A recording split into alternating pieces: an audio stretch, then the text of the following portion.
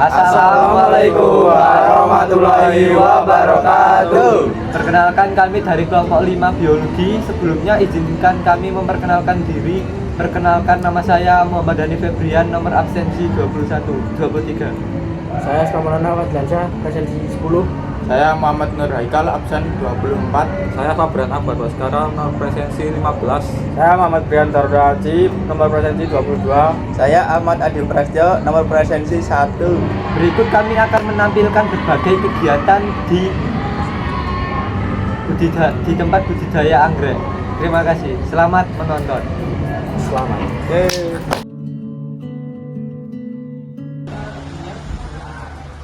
Jadi kalau motivasi saya itu ini, karena mungkin tingkat permintaan pasar orkid yang semakin besar, semakin banyak, konsumsi semakin banyak juga, konsumsi semakin merasa mana. Jadi ini kesempatan kami untuk membuka produksi sebanyak-banyaknya, memproduksi anggrek sebanyak-banyaknya, membudidayakan anggrek sebanyak-banyaknya untuk mencukupi permintaan pasar semakin meningkat, untuk mencukupi permintaan para pembeli semakin naik seperti itu. Selanjutnya, Bapak jelaskan praktik penyiraman yang ideal untuk anggrek, masuk frekuensi dan metode yang Bapak gunakan. Jadi kalau untuk praktik penyiraman pada anggrek, khususnya anggrek Phalaenopsis atau anggrek Dendrobium, itu idealnya 2 kali dalam seminggu. Dan untuk penyiraman atau pemberian pupuk itu biasanya 400 ml per 1 pohon rata-rata. Terus kalau untuk penyiraman itu kita biasanya baik dilakukan di pagi hari. Jadi untuk maksimal penyiraman itu ada di jam 2. Setelah jam 2 siang itu kita tidak melakukan penyiraman terhadap anggrek apapun itu.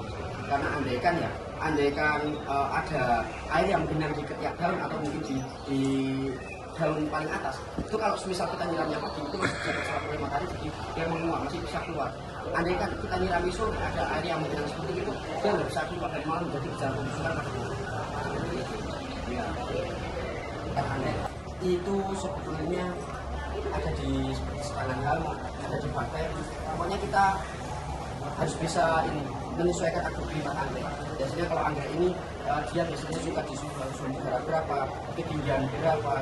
Jadi kalau untuk tantangannya mungkin yang pertama di bagian produksi itu ada biasanya masalah-masalah keserang hama. Kalau di marketing mungkin biasanya mungkin kurang bisa meningkatkan ke para pembeli sekitar.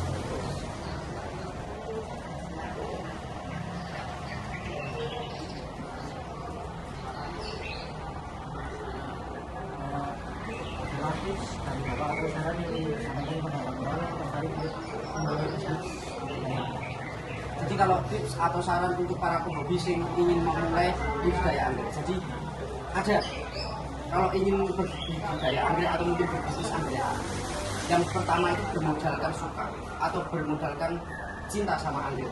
Itu modal paling utama untuk memulai bisnis anggrek, itu bermodalkan suka. Yang pertama suka, yang kedua itu pengetahuan, yang ketiga itu yang penting jenengan yakin bahwasanya anggrek ini pasti nanti akan cepat besar, nanti pasti akan tumbuh. Jadi jangan lupa terus. Jadi nanti kalau misalnya hama gimana ya kan, sering terkena hama, mungkin rentan sama bakteri, tapi jangan lupa seperti itu. Yang penting jenengan yang pertama suka, yang kedua jenengan jangan budidayakan dengan bibit. Jenengan beli dulu bibit yang kecil. Nanti mungkin kalau misalnya rumahnya jenengan ada di Magelang itu kan jumlah udaranya pecah banget ya, nggak sedingin yang di kebun kami. Jadi mungkin jenengan beli bibit nanti masuk usia dewasa, usia 1 tahunan itu jenengan jualnya dewasa, jangan dijual di kondisi. Kalau dipaksa dimakan di suhu rendah atau di suhu hangat atau di dataran rendah, itu bunganya nggak akan pernah maksimal. Itu terutama khusus untuk buat anggrek Phalaenopsis seperti itu. Jadi apa pesan Bapak kepada pembeli agar tidak hanya membeli tetapi juga melestarikan dan menjaga? Kalau pesan saya untuk para pemhobi itu lengkapilah koleksi kalian ya, iya. Terus belilah anggrek sebanyak-banyaknya, khususnya untuk masyarakat Magelang, untuk mewujudkan Magelang kota sejuta guru. Seperti itu. Tapi jangan lupa belinya tetap di mana.